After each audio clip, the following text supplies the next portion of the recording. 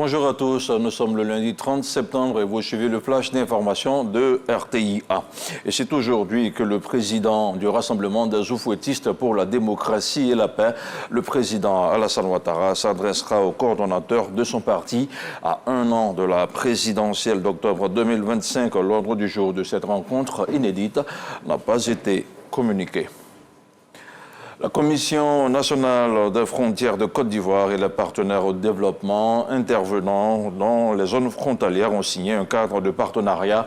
Objectif, améliorer la gouvernance des espaces frontaliers à travers, bien entendu, la coordination des actions gouvernementales dans les zones frontalières. Un reportage de Jeanne Toubé. Partenaires techniques et financiers intervenant dans les zones frontalières et le secrétariat exécutif de la CNFCI autour d'une même table. Les deux parties ont signé un partenariat à l'objectif d'améliorer la gouvernance des espaces frontaliers dans un contexte où se posent de nombreux défis en termes de paix, de sécurité et de développement. Ce cadre partenarial-là sera un outil qui va venir crédibiliser les uns et les autres et permettre aux gens de montrer à l'État de Côte d'Ivoire le sérieux qu'ils font dans cette partie frontalière de notre pays. Et donc pour nous, vraiment c'est très salutaire. Ce nouveau cadre partenarial annonce de bonnes perspectives. Il vient mettre fin aux interventions multiples et disparates des acteurs étatiques et non étatiques, initiateurs ou exécutants des projets et programmes élaborés au bénéfice des populations des zones frontalières de la Côte d'Ivoire. Désormais, c'est un travail en synergie qui sera effectué dans un cadre programmatique cohérent.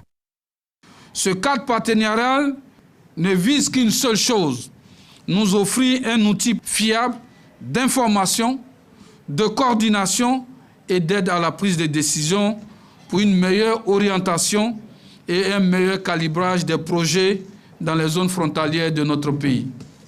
Le secrétariat exécutif de la CNFCI est chargé de la coordination de l'ensemble des actions étatiques et non étatiques, lesquelles conduisent à l'amélioration du cadre de vie et du bien-être des populations frontalières.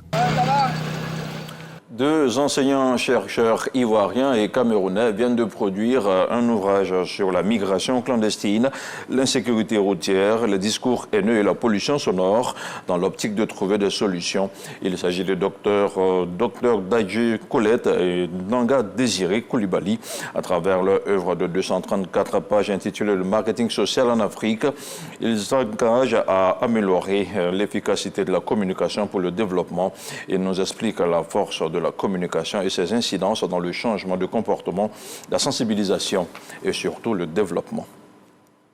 Dans l'actualité hors de nos frontières au Sénégal, les coalitions de partis politiques et autres candidats avaient jusqu'à hier dimanche 29 septembre 2024 pour déposer leur dossier au ministère de l'Intérieur pour les élections législatives anticipées du 17 novembre 2024, ce qui a pris de court plusieurs candidats qui espéraient un report de la date de clôture de ces dépôts.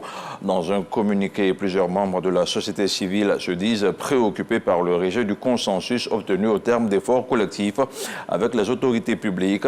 Ils appellent toutes les parties prenantes à poursuivre le processus électoral dans un esprit serein. Après la clôture des dossiers hier dimanche, la liste des candidats retenus pour les législatives sera publiée dans 8 jours au plus tard, avant le démarrage de la campagne électorale prévue le 27 octobre prochain. Et puis hors du continent africain, depuis plus d'une semaine, l'armée israélienne continue de bombarder le Liban avec un objectif affiché, éradiquer le Hezbollah. Pour la première fois depuis le début des hostilités, l'État hébreu a frappé le cœur de la ville de Beyrouth. Jusqu'ici, il ciblait la banlieue sud après la mort de Hassan Nasrallah et d'autres dirigeants du mouvement chiite dans des frappes. Le Liban, la Syrie et l'Iran ont décrété plusieurs jours de deuil national. Ils ont entamé ce lundi 30 septembre. Et c'est la fin de ce flash d'information. On se retrouve à 13h.